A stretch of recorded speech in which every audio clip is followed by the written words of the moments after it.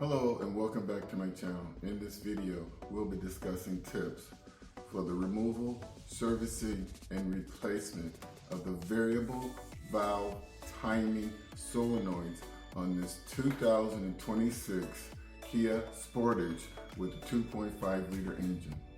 If you find my tips to be helpful, please like, subscribe, and donate. Now let's get started. There are two variable valve timing solenoids on this inline 4-cylinder engine. The intake solenoid is located right here, and you know that this is the intake because it's located closest to the intake manifold. You have the exhaust variable valve timing solenoid right here, and you know that because it's located closest to the exhaust manifold, which is indicated by the O2 sensor. Okay?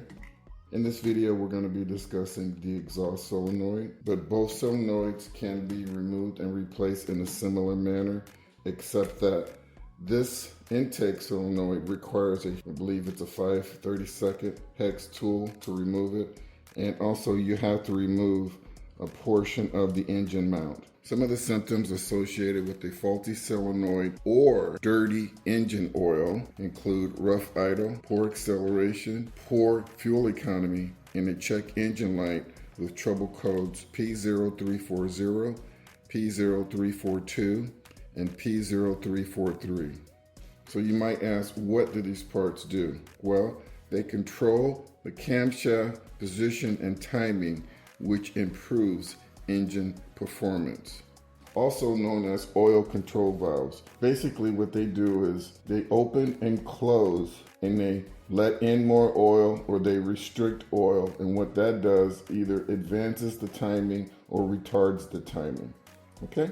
If you get the check engine light, the first thing you should do is replace your engine oil and oil filter with high quality oil and high quality filter. Allow the engine to run for maybe 20 to 40 miles. Chances are that's going to resolve your issue right there. Okay? If you have a situation where you let it just go too long, say the light was on for, I don't know, 2 months, and you just got to the point where the car wouldn't even start anymore, it's quite possible that you might have some damage to your solenoids, right? They might have overheated, or they're just clogged and they can't be cleaned, and so they're going to have to be replaced. Okay, so hopefully it won't come to that, but that's the situation. So for this demonstration, I'm going to show you how to quickly remove the exhaust solenoid. It's very simple. I'll show you guys just how easy it is. The supply list includes new variable valve timing solenoids if needed. You need a 10mm socket with a ratchet for the exhaust solenoid. For the intake solenoid, you need a 5/32 hex tool, and I believe this is a 3/4 inch bolt right here. Please see other items in the description below. So I've already removed one bolt for demonstration purposes to speed up the video. So there's a bolt down on the back side here, and then just loosen this top bolt up, okay?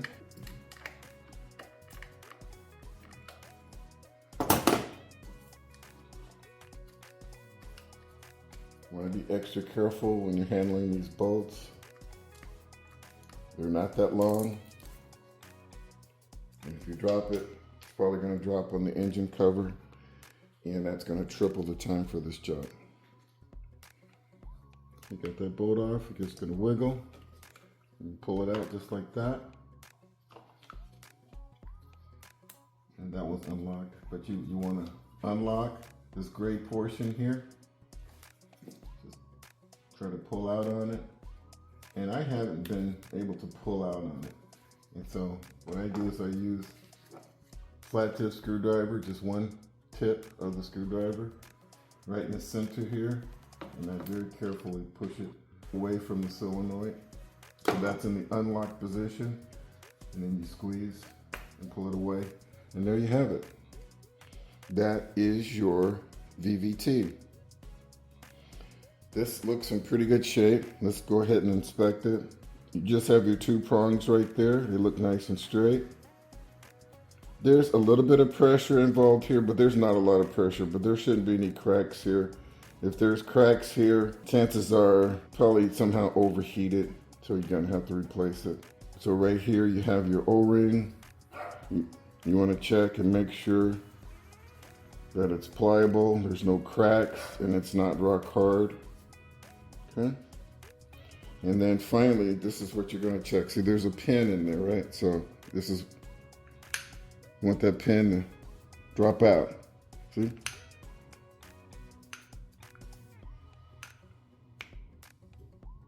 See, there's a little resistance, but not a lot, okay? So if I were to shake this really hard and that pin barely moved, that tells me that either this isn't working or that it's clogged or there's a lot of sludge in here. Okay? You guys get the drift, right? One thing that you could do is clean this out with some carb cleaner. The only thing you have to worry about is you can't get any carb cleaner on that O-ring because that carb cleaner will damage the O-ring. Okay, so you could spray some carb cleaner in here very carefully. You might want to take the O-ring off, right? Or spray it and then very quickly rinse this whole thing in warm water. Okay? Do not let the carb cleaner sit on that O-ring. Attempt to drive the vehicle for between 20 and 40 miles and see if the light just turns off on its own. Or you could disconnect the battery terminal for 2 to 3 minutes, see if that clears the code, and then operate the vehicle. See if the check engine light returns within 20 to 40 miles. If the check engine light returns within 20 to 40 miles and you've already changed the oil and oil filter, then and only then would I consider replacing this solenoid. Okay? All right, that's about all I want to cover. Let's go ahead and get this replaced. I'm going to make this connection first, check the gasket, make sure it's not deformed, slide it on, and lock it down.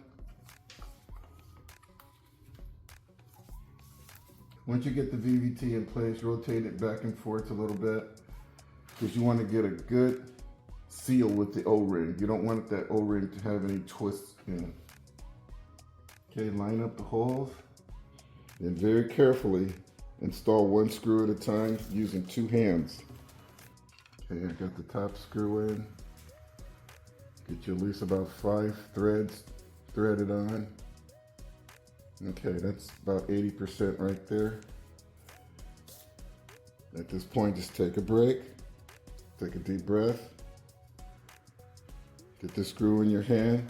Very carefully go in and insert the screw. So you see I push past those wires with my hand closed.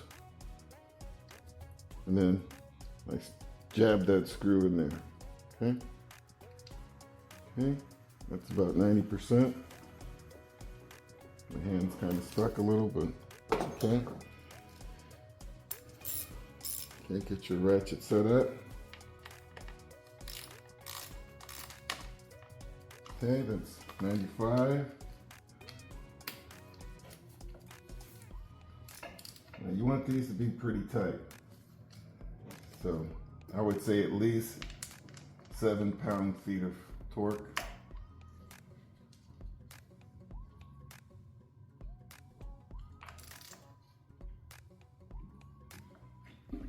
And that's about it. So when I went online and I looked, this is a trouble spot for this engine, okay? And that's why I'm making this video. So the main thing here is you need to have regular oil changes. So you guys got to really keep up on your oil changes. And I believe if you do, you'll never have an issue with this. But people, they tend to neglect oil changes for some reason, and then you start having problems with your control valves. Okay, with that, let's go ahead and wrap this video up. I hope you guys found my tips helpful. Please like, subscribe, and donate. And until next time, drive defensively.